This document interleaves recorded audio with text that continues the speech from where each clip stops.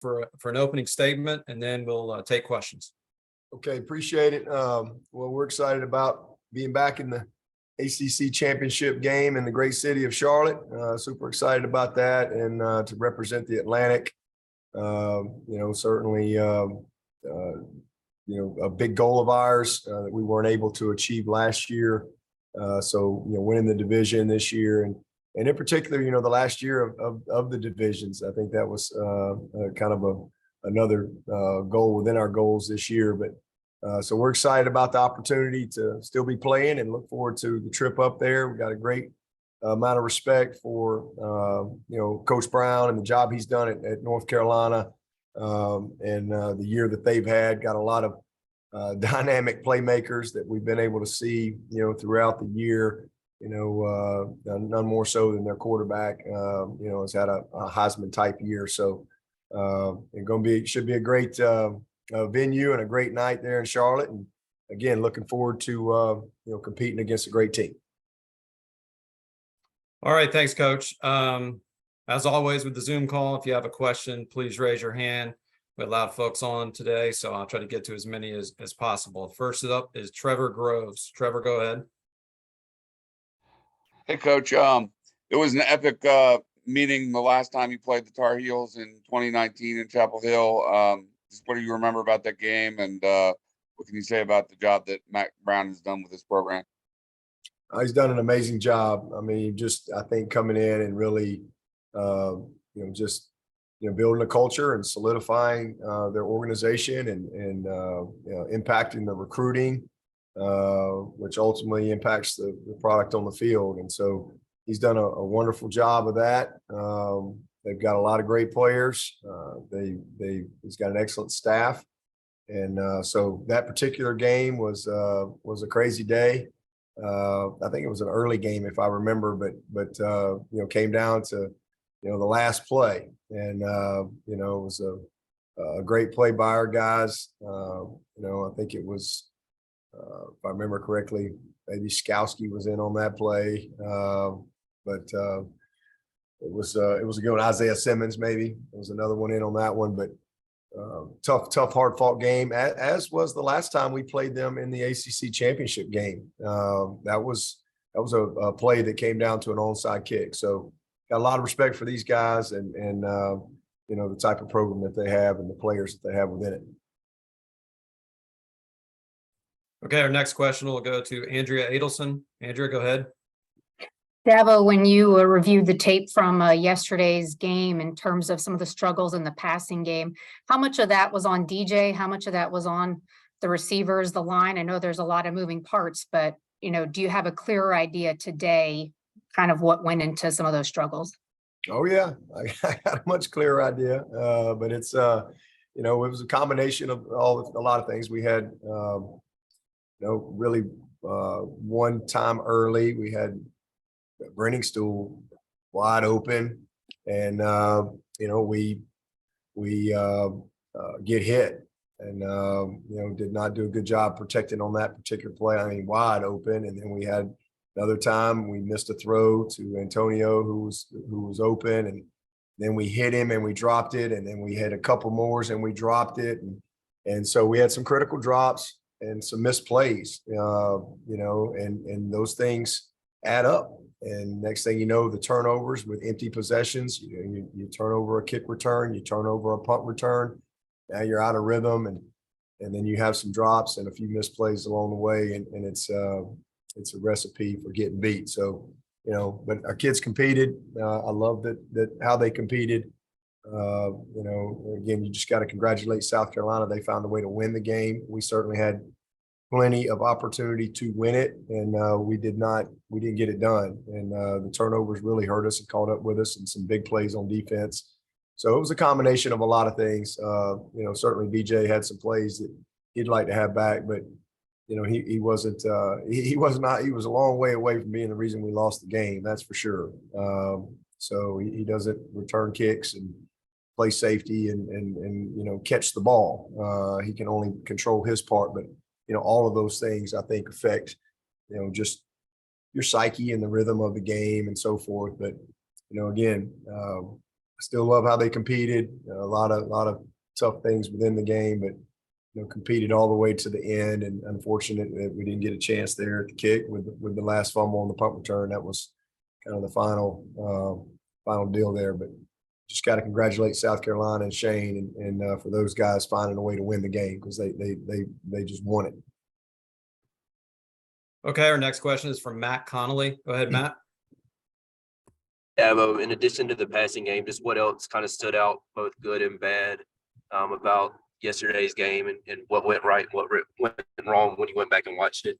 Yeah, well, I mean, just again, misplays, turnovers, and then some critical big plays on defense where we just didn't do what we needed to do, and so and they made us pay for it.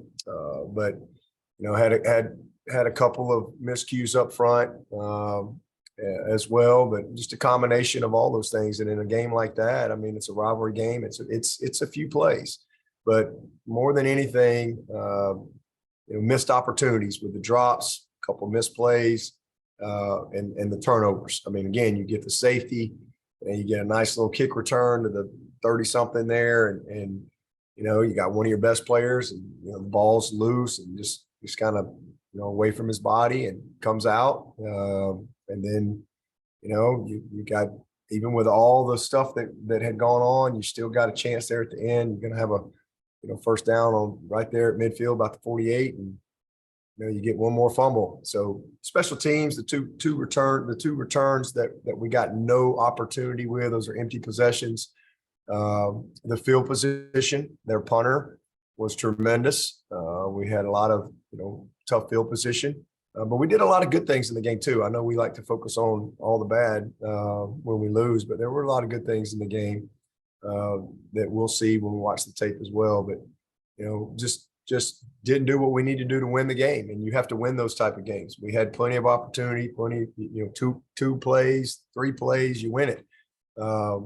But you got to give their guys credit. I mean, because they were behind the whole game. They trailed the entire game, and they just kept battling. And then, the field goal put them up there in the fourth quarter, and we weren't able to respond. And again, some huge missed opportunities. 3 big drops. That I felt like could have made a difference for us, but just wasn't our day. Okay, our next question is from Larry Williams. Larry, go ahead with your question.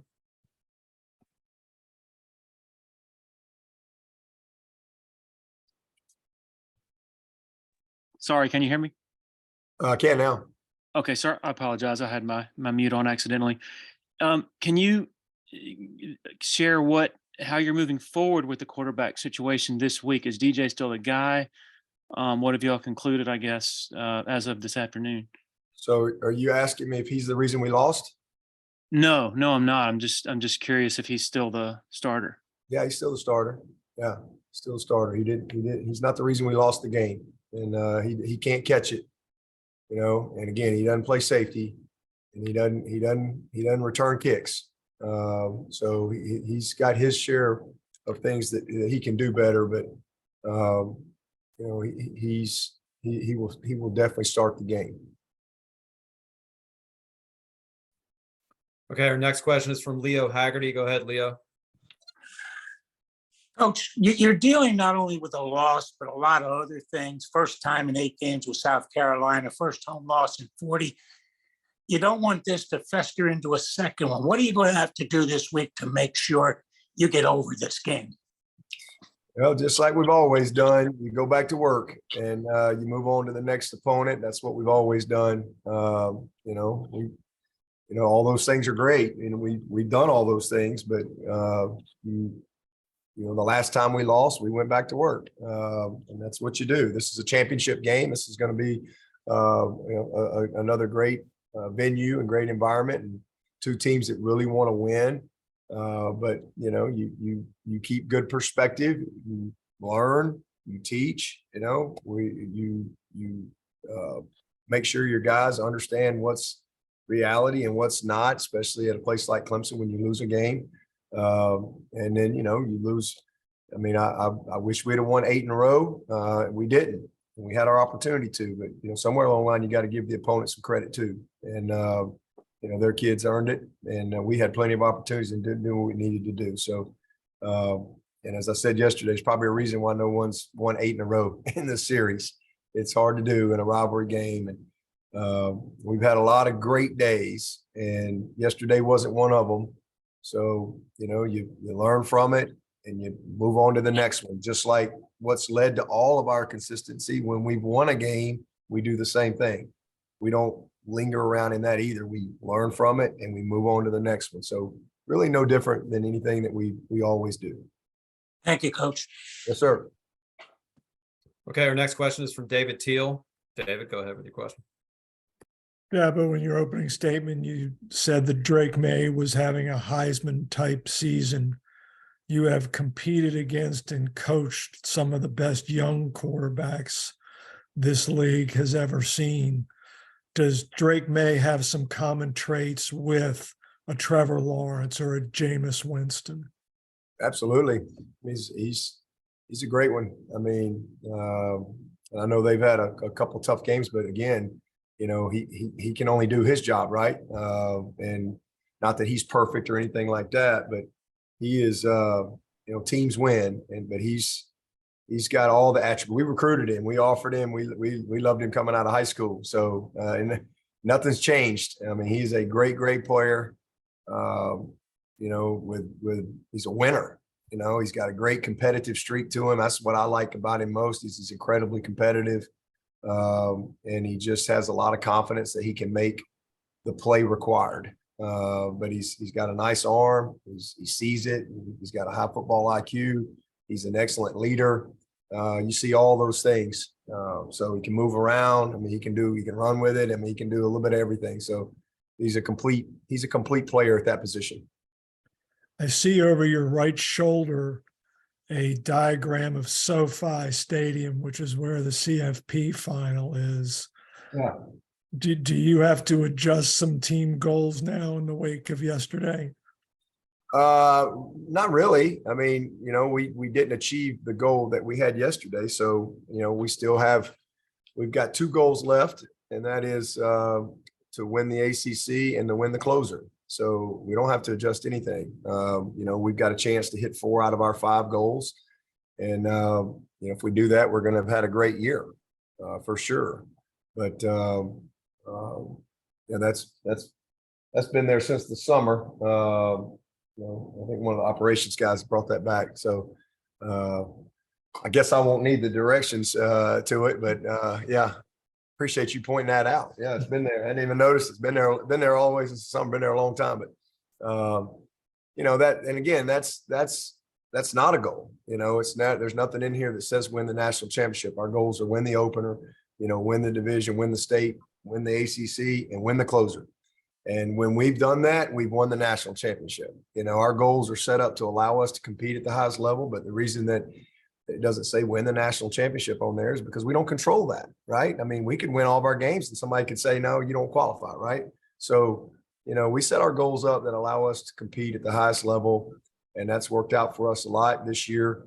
We're not going to hit all 5, but we do have an opportunity still to hit 4 out of 5. And if we do that, we're going to have another great year here and keep moving forward. So this is a huge goal for us, always has been. And when we've won the league, it's always led to bigger things. And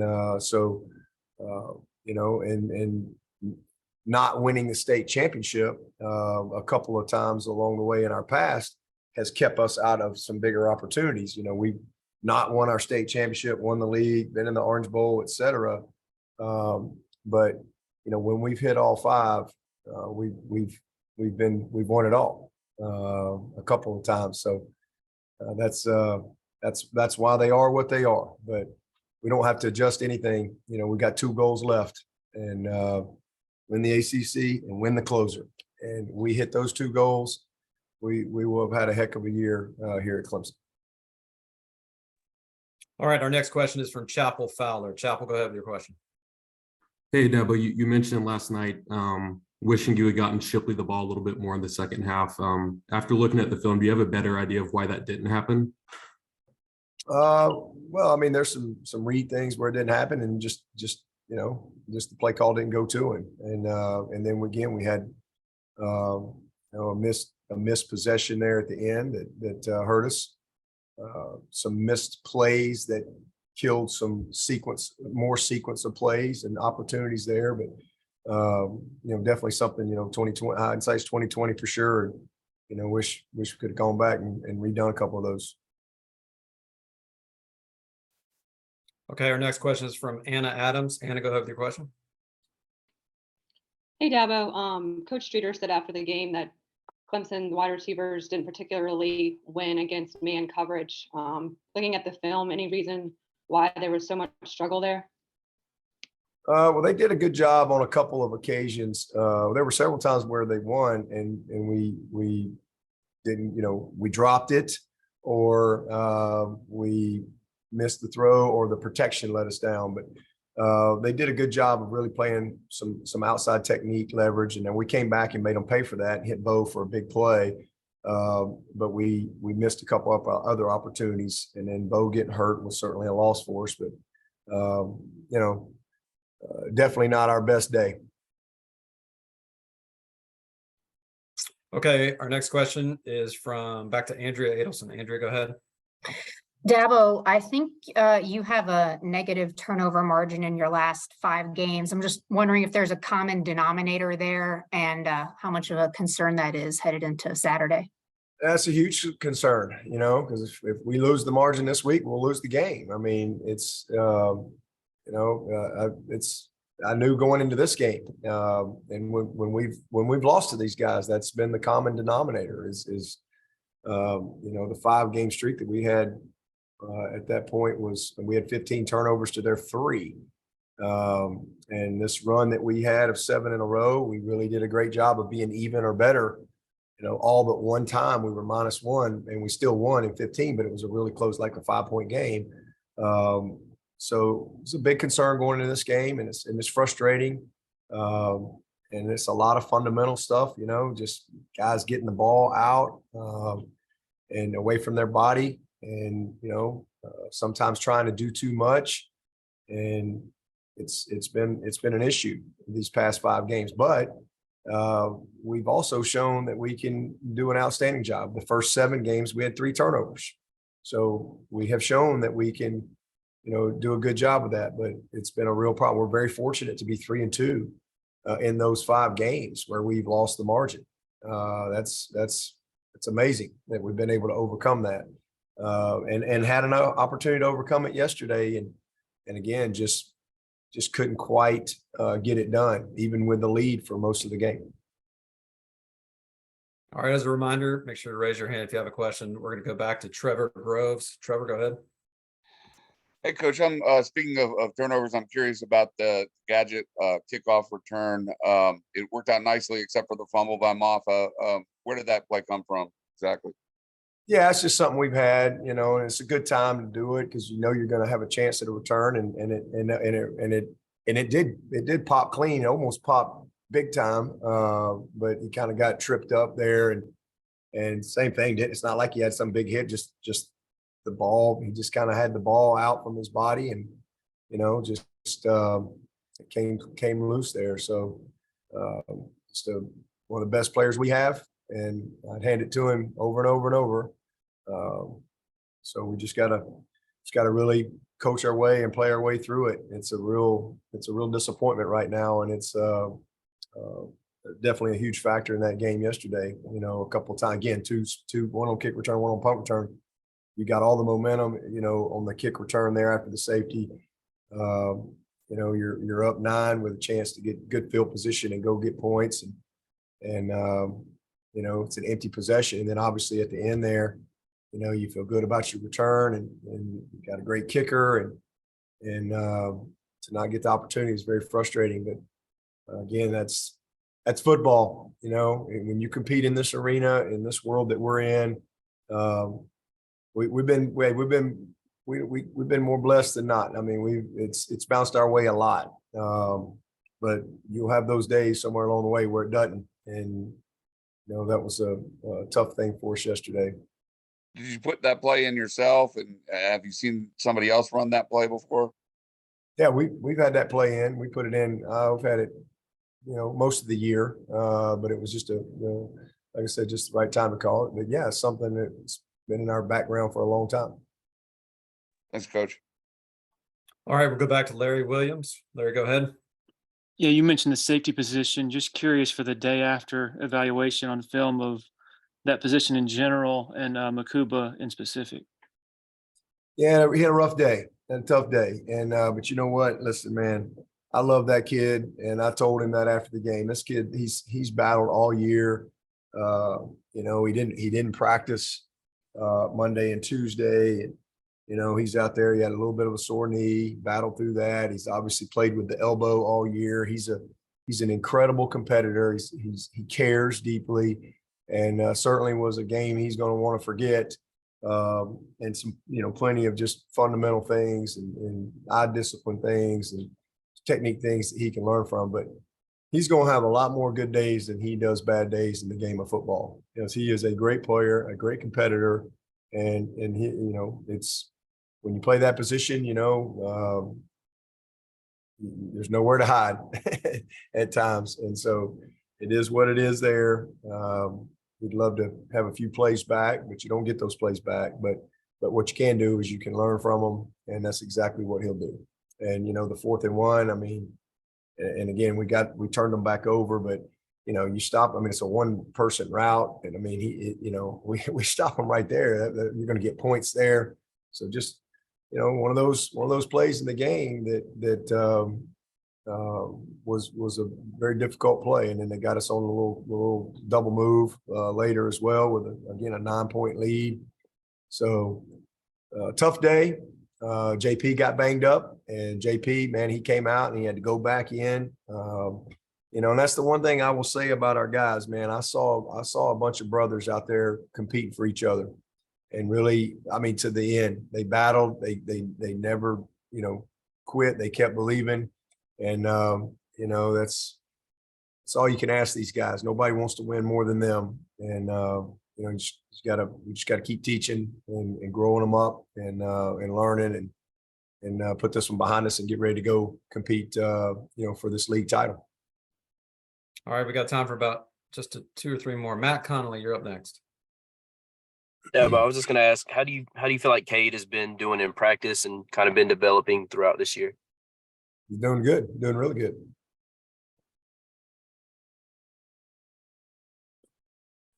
All right, our next question is from Leo Haggerty. Go ahead, Leo. Coach, you had a lot of key injuries. You had an ejection. Did that affect the game plan on offense and defense with people in the game that really you didn't expect to have had in the game?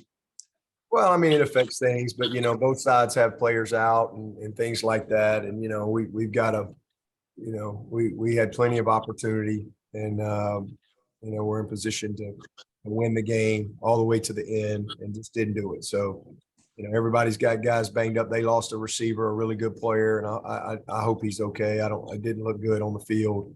Number 6 for them, Van, when he came down. So, and everybody's dealing with stuff, before the game, during the game, and our job's to find a way to win, and we didn't do it. So again, you got to congratulate them because they did, and it was a big win, and we'll learn from it and got to live with it. Got to live with it for 300 something days, and again, it's been a long time since we've had this feeling, thankfully, and get ready for when that time comes again down the road.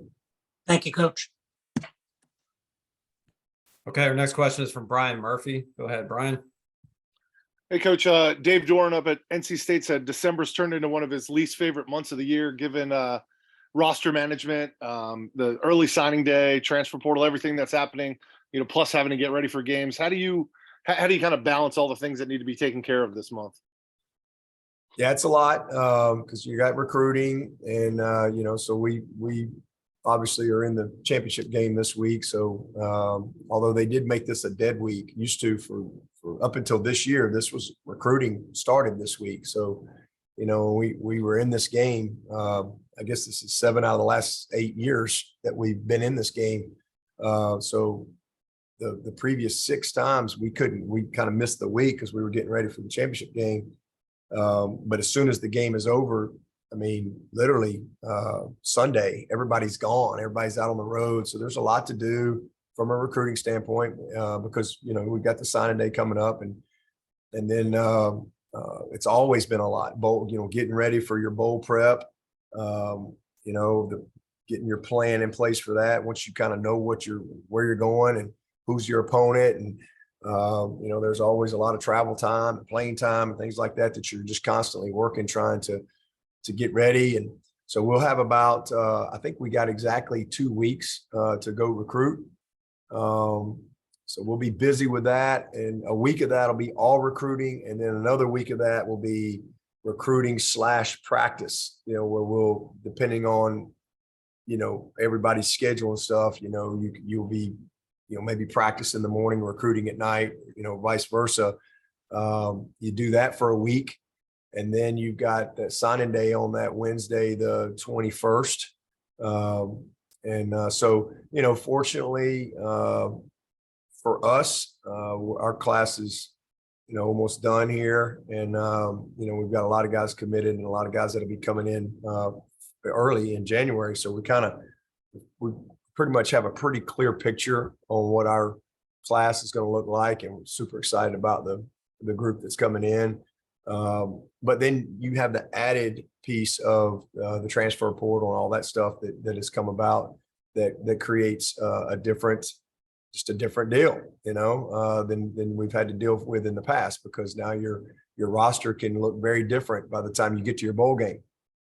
So it just is what it is. Everybody has to deal with it. And you just try to manage that and the very best you can.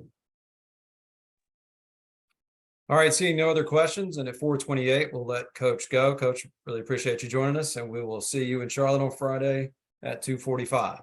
Thank you. Appreciate it.